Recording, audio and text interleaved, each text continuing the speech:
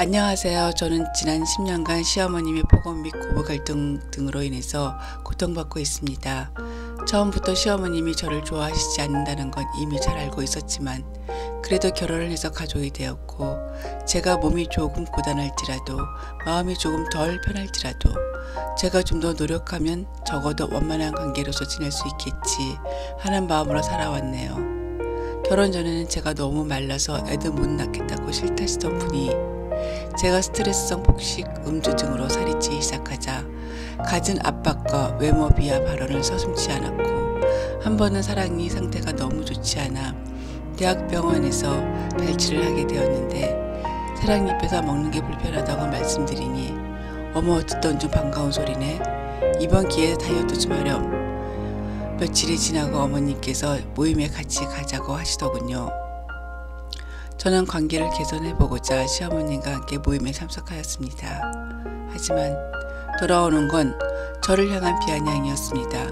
그것도 친구분들 앞에서 말이죠. 이미 전부터 이야기가 오갔던 건지 그 모임에서 전 능력 없고 살만 찐 며느리였습니다. 10여 년간 저는 너무나 많은 시어머님의 폭언과 고부 갈등 등으로 마음의 상처가 아물지 못하고 쌓이고 쌓여 덧나 버렸습니다. 남편에게 여러 번 말했지만 이러지도 저러지도 못하는 남편의 모습에 실망감이 가득 찹니다. 이젠 너무 지쳐 힘이 드네요. 저 어떻게 해야 할까요?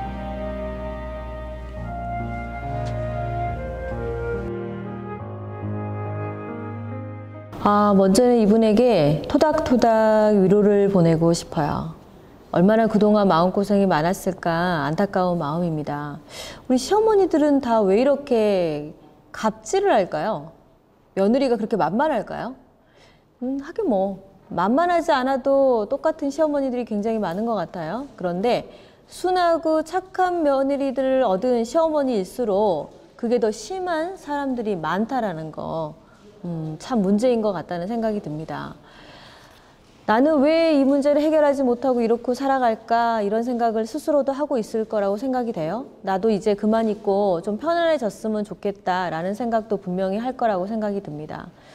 그런데 상처 준 사람들이 직접적으로 어쩌면 가해자죠. 가해자가 한 번도 제대로 된 사과를 한 적이 없는데 피해자가 제대로 치유가 된다는 건 말이 안 되죠. 제가 이 똑같은 사연을 얼마 전 남편분하고 상담을 한 적이 있어요.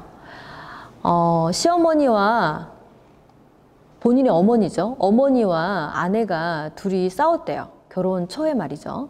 그리고 그게 처음에는 우리 아내가 좀 이해하면 좋지 않을까 생각해서 아내에게 이해를 요구했다고 해요.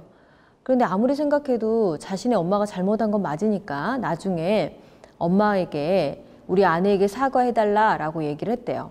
훌륭한 남편이죠, 여기까지. 그래서 아내는 사과를 받게 되었대요. 뭐 다른 남편들에 비하면 굉장히 잘한 거라고 생각이 됩니다. 그런데 아내는 5년이 지난 지금도 자신의 어머니를 싫어한다고 합니다. 그래서 고민이래요. 이제 우리 엄마는 똑같은 행동을 하지 않고 아내에게도 굉장히 친절한데 왜 우리 아내는 지금도 엄마를 싫어할까요? 라고 얘기를 합니다. 그래서 아내가 우리 엄마와 잘 지낼 수 있는 방법이 없을까요? 이렇게 물어보는 거예요. 참 마음이 아팠어요. 자, 꼭 칼로 찔러야만 상처가 되는 건 아니에요. 말로도 우리는 상처를 받을 수 있거든요. 그리고 그 상처는 잘 아물지 않아요.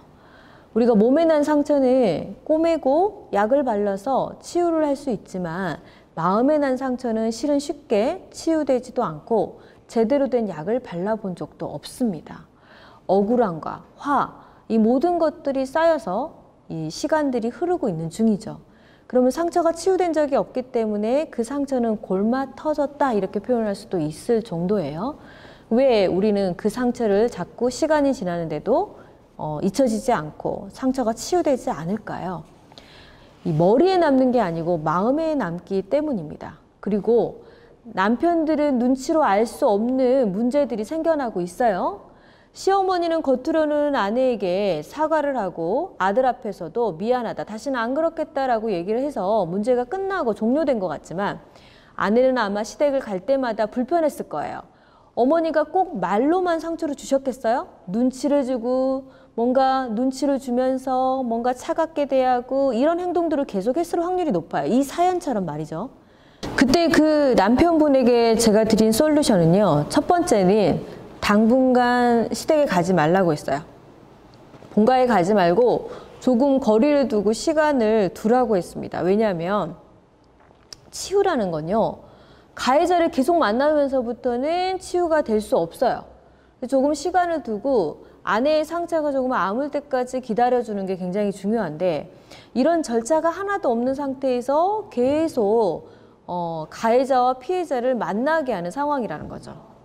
예를 들어 우리가 일반적인 진짜 나쁜 일들 있잖아요. 우리가 일반적으로 누가 날 때렸어. 폭행을 당했어. 그래서 법적으로 처리를 했다고 쳐요. 감옥에 갔다 오고 그 사람이 감옥 갔다 되돌아왔어요. 죄값을 치렀어.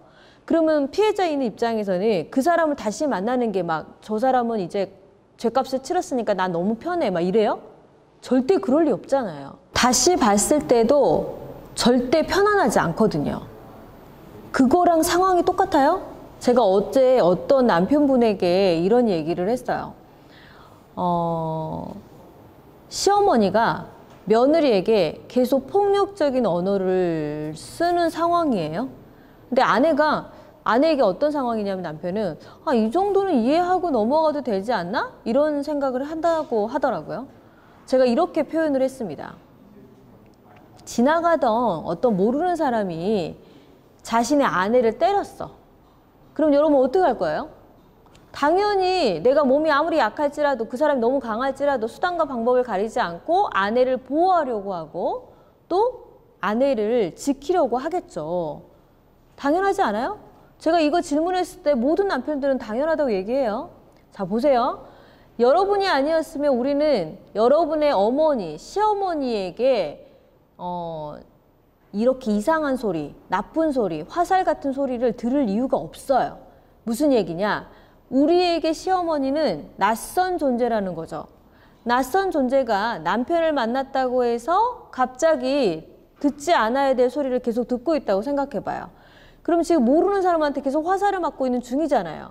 근데 왜 우리 남편들은 가만히 있나요? 왜 이 문제를 제대로 해결하지 않나요? 그만큼 어려운 문제라는 거예요, 이 문제는. 그런데 이걸 모르는 남편들이 더 문제겠죠. 자신의 엄마가 아내에게 함부로 대하고 있다면 적극적으로 하지 말라고 그렇게 말하면 난 이 집을 오지 않겠다. 강하게 얘기를 해야 되는데 내 아내에게 뭐라고 얘기해요? 야, 엄마는 그럴 수도 있지. 너는 별것도 아닌 거 가지고 그러더라. 이런 표현을 너무 막말을 한다는 거죠. 이거 쉽지 않습니다. 자, 이분에게 남편에게 이 영상 보내달라고 얘기하고 싶고요. 두 번째는 이 아내분도 이 마음의 상처가 치유되는 게 먼저예요. 자, 첫 번째, 뭐가 치유돼야 된다? 마음의 상처가 치유돼야 된다라고 얘기해드리고 싶어요. 가까운 심리상담센터를 통해서 심리치료를 좀 받으시는 게 좋을 것 같고요. 자, 심리치료라는 건 여러 가지 방법이 있겠지만 이분이 내가 그 순간에 대항하지 못한 그런 것까지 내가 상처로 받고 있을 확률이 높아요. 그래서 두 번째는 또 상처받지 않는 마음이 필요해요. 우리가 그들이 주는 비난과 그들이 주는 막말이 꼭 내 삶에 온전히 막 받아들여져서 상처를 온전히 받거든요. 내가 꼭 그런 사람이 되어버린 것 같은 느낌이 든다는 거죠. 그렇기 때문에 두 번째, 상처받지 않는 마음을 만들어야 된다. 세 번째, 내가 날 알아야 돼. 내 방식대로 이걸 어떻게 해결할 것인가는 내가 어떤 성향을 가지고 있고 어떻게 대처할 수 있느냐 이런 능력을 키우시는 게 세 번째고요. 네 번째, 너를 알아야 돼. 저 사람은 왜 나한테 이렇게 행동하는가? 그리고 그 행동을 막기 위해서는 어떻게 해야 되는가? 내가 어떻게 하면 이 문제를 해결할 수 있는가? 고민까지 하는 것이 네 번째. 그렇지만 1, 2번이 되어 있지 않은 상태에서 3, 4번은 별 의미가 없어요. 제일 중요한 건 여러분의 마음이 치유되어야 된다는 거죠. 그래서 꼭 마음의 치유를 하시기 바랍니다. 그 치유는요. 생각이 많은 사람들은 머리가 정리되고 생각이 정리돼야 되면 치유가 되는 거고요. 마음이 아픈 사람들 같은 경우는 마음형들, 가슴이 많이 아픈 사람은 정말 이 가해자, 나한테 상처를 준 사람하고 거리두기를 통해서 마음의 치유가 조금 필요하고요. 또 행동형인 사람들은 이 문제를 어떻게 행동할까, 환경적 변화가 일어나야지만이 치유가 된다는 거 꼭 잊지 않으시고 문제를 해결해 가시기 바랍니다. 이 문제는 쉬운 문제가 아니에요. 그러니 자, 내가 끝을 보는 한이 있어도 이 문제를 해결하겠다. 자, 우리는 다시 태어나지 않아요. 이 생애가 망했다, 살아갈 수 없다 이 말이에요.